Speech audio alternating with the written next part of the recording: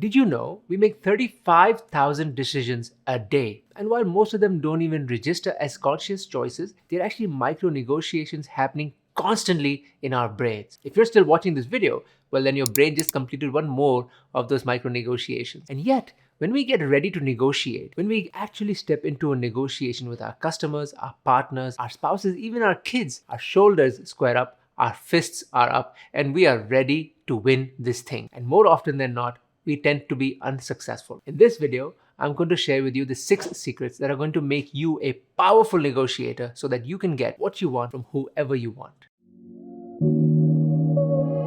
Welcome to the Elevated Entrepreneur YouTube channel. My name is Dhiren Bhatia and I'm the host of this channel as well as the Elevated Entrepreneur podcast, where I get to talk to tech consultants and coaches and I share tips about elevating mindset, productivity, and systems so they can escape the hustle game. Make sure you stay till the very end of this video because I've saved my best tip for the very end. Before we get into the tips, there's one really important thing that we should rehash. And sure, some of you may have already heard this, but it serves as a great reminder that a negotiation isn't really about one side winning and the other side losing. In fact, it's more like a dance where power is constantly shifting between the two parties, or the three parties even. And this dance needs to end in a win-win situation. And that's really the true essence of a negotiation. Which brings me to tip number 1. Ask for what you want. And I know that sounds obvious, but how many times have we walked into a negotiation and we have not been able to articulate what is it that we want?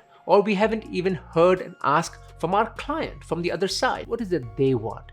Either way, asking for what you want is the best way to get a negotiation going, as opposed to skirting and just tiptoeing around the actual matter. Get in and be clear on what is it that you are looking for. Recently, I was talking to a client about implementing a software system for their business over at Cloudscape. And as we entered the negotiation, they were all ready to talk about price. They were all charged up and ready to go and make sure that I had my numbers, my pricing, all of that in front of me. Before we even got into pricing, what I wanted to get from them was the scope. What exactly were we going to do? And believe it or not, they didn't even have that. And that, my dear friends, is not a negotiation. It's a great time to stop the negotiation and clarify what is it that they or you are even asking for. Which brings us to tip number 2, and that is getting to the no. Now, most of us typically will end the negotiation when the no is out in the open. And I'm here to tell you that in fact, the no isn't the last thing in the negotiation. In fact, it's the start of the conversation. And once the no is out in the open, you're now ready to go back into the negotiation and explain why this is still a win-win situation. Tip number 3 is what you're going to do once you hear the word no. And that is an acronym that is BATNA, Best Alternative to Negotiated Agreement. And what that basically means is that you need to have a plan B, a second offer that you have thought of well ahead of even entering that negotiation. Because most of us think of plan B when we are in the negotiation, and that's already too late. If you're thinking of plan B and C and D while you're in a negotiation, you're too late, and the other side is going to detect that misstep and that discomfort that you are now going through. Tip number 4 is anchoring. And just like the meaning of the word, you want to use anchors to create the start point of that negotiation. Most often, we go into a negotiation and we ask our clients, we ask the other side what they're willing to pay for a certain service or product, or we ask them what is their budget, what are they thinking that is going to be worth their time. That's a huge mistake because now the conversation is going to be anchored around that price. Say for example, I want to offer you a coaching service and I ask you, so what is your budget? And you might throw a random number out like $2,000. And yet my starting point is $6,000.